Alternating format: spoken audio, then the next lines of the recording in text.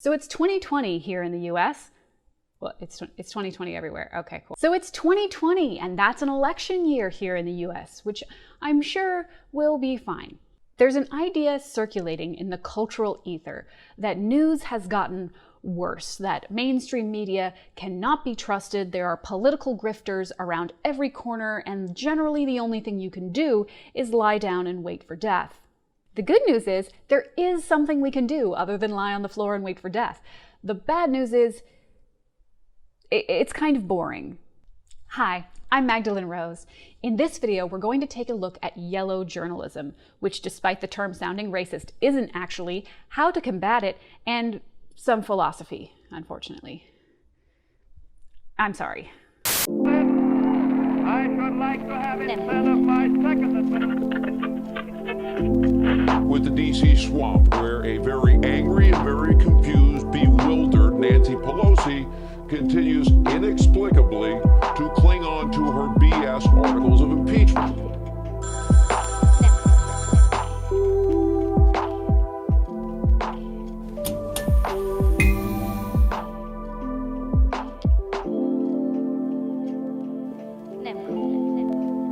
Yellow journalism has been around in one form or another probably since the proliferation of the printing press, but it really solidified into a thing in the 1890s during this intense feud between newspaper giants William Randolph Hearst and John Pulitzer. So this feud was essentially a millionaire dick measuring contest, but the yellow comes from The Yellow Kid, a character created by Richard F.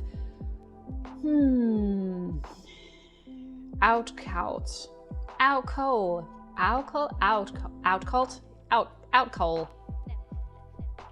Sorry.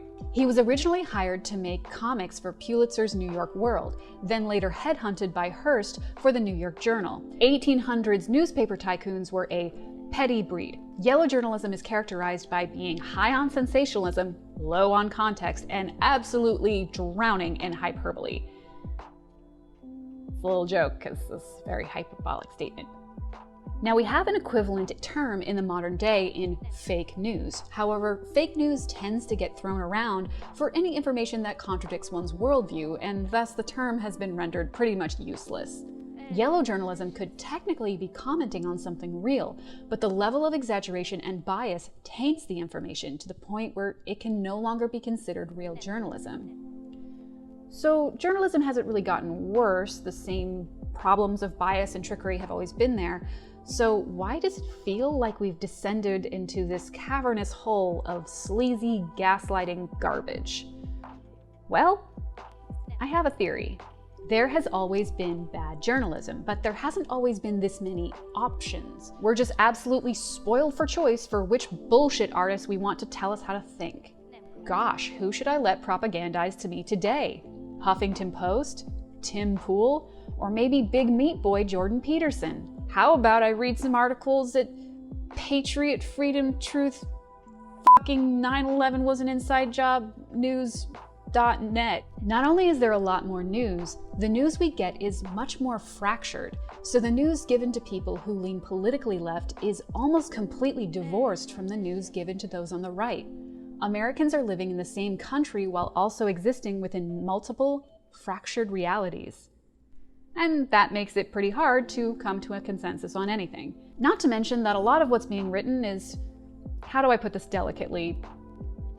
Bullshit. No, wait. I question its journalistic integrity. Let's look at a recent example from CNBC. America just took out the world's #1 bad guy. This headline is referring to the US launching a rocket at a convoy at the Baghdad airport that killed General Qasem Soleimani. So there's a lot to unpack here. First of all, by America, he means the US military. Just took out seems rather flippant for a strike that could have serious consequences, including launching us into a war with Iran, so points deducted for tact. The world's #1 bad guy. The world's? Like the whole world? Where'd you do that poll, man? God. And finally, to use the term bad guy is just embarrassingly poor journalism. And that's not to say Soleimani wasn't bad. I mean, Ambassador Wendy Sherman did come out and say it's probably a good thing he's dead, But it's not the job of a journalist to paint a picture for us of who is good and who is bad, because in almost every situation, it's more complicated than just goodies and baddies.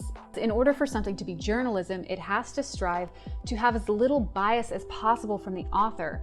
If it doesn't, then it's just opinion. Honestly, some of these independent journalists on Twitter should just scrap their blogs and get a goddamn diary. But yellow journalism isn't just frustrating, it can also be dangerous. For instance, in the first few hours after a mass shooting, it's become common to see people making accusations about the shooter before anything is known.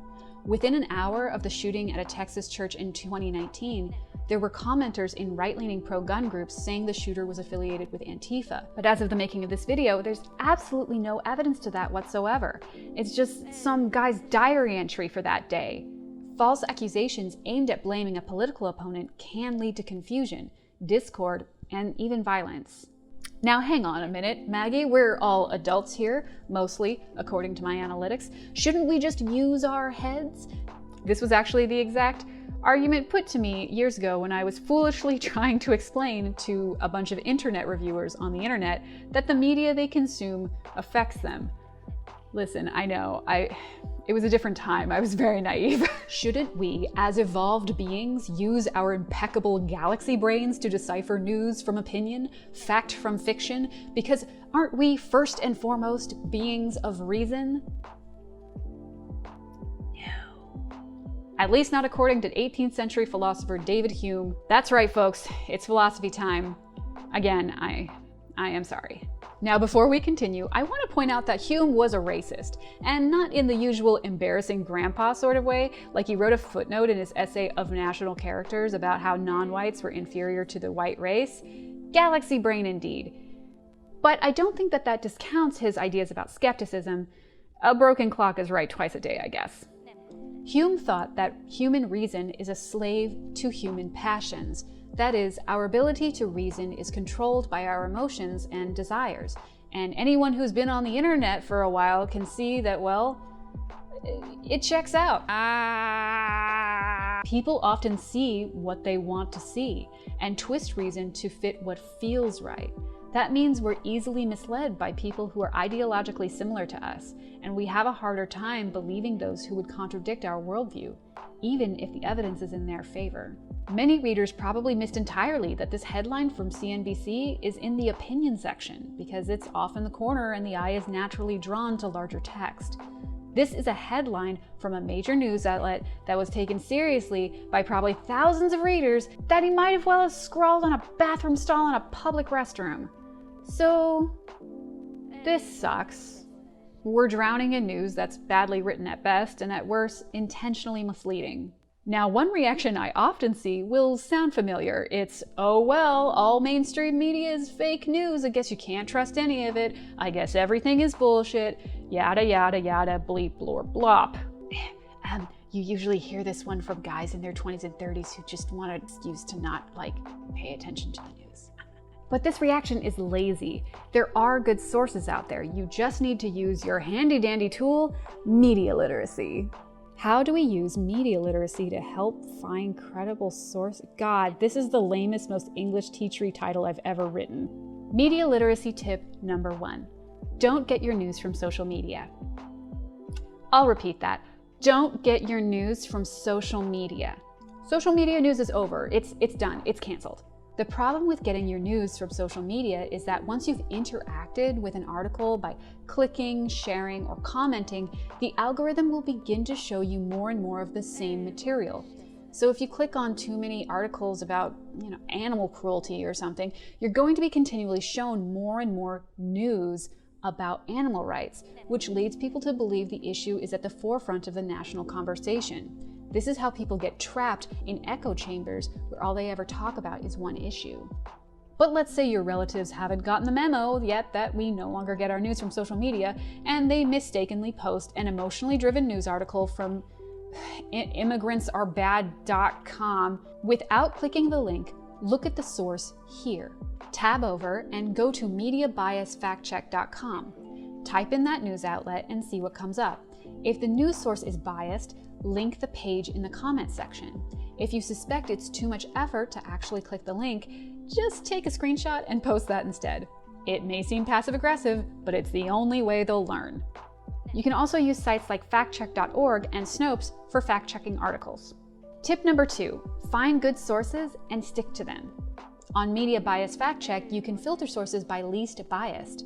A lot of these will be local newspapers and surprisingly a large amount from the military, but as far as national and international news, Reuters and Politico are both ranked very high for factual reporting.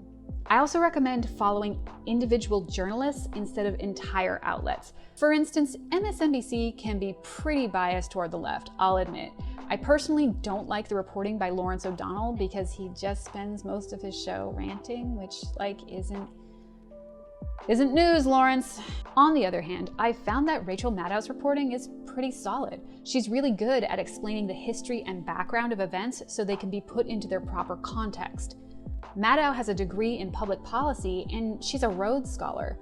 She's also technically a doctor of philosophy for all you beings of pure reason out there. But even good journalists slip up, so stay vigilant and call them out on things when they stray.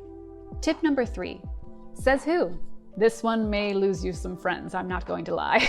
Say your coworker says, "Did you hear about insert some outlandish hogwash here?"